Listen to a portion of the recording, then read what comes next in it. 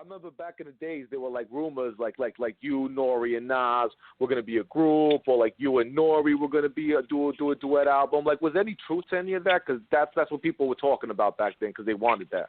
I mean, we was a crew, so it could have happened at any time. We weren't too, I didn't really focus on the business part of it. I mean, it could have probably turned into something big for all of us, but at the time, they were still trying to get Nas, and they were promoting him heavy at the time. And I didn't really, I was just with whatever. Like, these guys were my guys. These were the dudes that I hung around with, not just only in the studio. We would find us in the hood, and you know what I mean? Yeah, it was real easy, and everybody was going through their own situations. At the time, Capone was locked up. You know what I mean? Nori had to do what he had to do for himself. Nas was trying to get his Ill Will label off the ground, but, dealing with his issues and all of that. And I was just the extra guy, the guy that, I didn't care about all that. Let's just go in the studio and do it.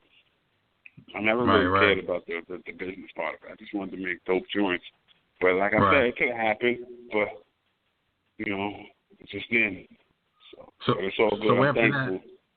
Yeah, no question. So after that, the Firm thing happens, right? And I know now that, you and Meg is good and everybody's good, but, how did the whole Firm thing go down, man? I mean, the Firm thing was a dope idea. It was at the time, we were just coming behind the whole East Coast, West Coast thing, you know what I mean? And we were just trying to be a dope crew. We was just, we was on the mafia tip for a minute, so, guys were changing their names. You would get the Escobars and the Sosa and, Foxy Brown and all that. It was a dope idea to come together with Dr. Dre and try to put together something dope at the time, you know what I mean? It was unheard of. Nobody wasn't really doing that. Dr. Dre was coming from off of his success on the West, and we was over here trying to mix it up on the East. And we just tried to create something that was really dope. The whole thing went down, and we recorded the whole album in about 9-10 days. And, we just did what it did. Did you record the album out here in New York or out there in Cali or somewhere else? Nobody really wanted to go to Cali on our side. I went to Cali, though, for a minute, but the majority of it was in Miami and neutral spots like that. You know what I mean? It was really my first time seeing all of this stuff. You know what I mean? Right. You said you recorded the album in 10 days. Was that a really intense session? Was there a lot of pressure to do it in such a short amount of time? I think so.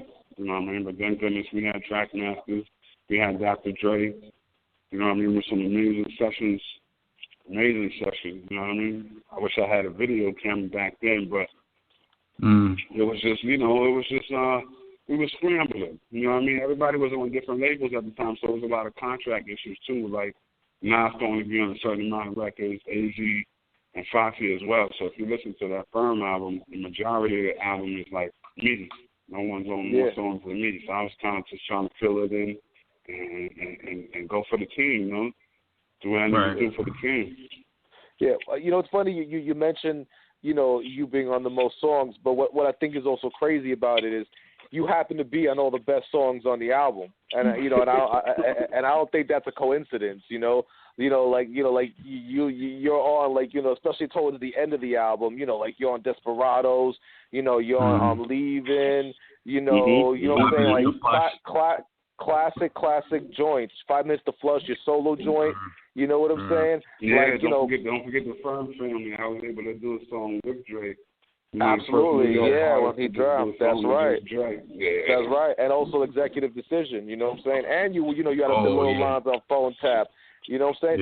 Yeah. Tell me about those joints that you were on, because you had Cannabis back then when he was you know what I'm saying, the man. You had Nori when he was popping. There's $500,000 was on the album, when everyone was loving him. What was the making of those joints, those rugged joints?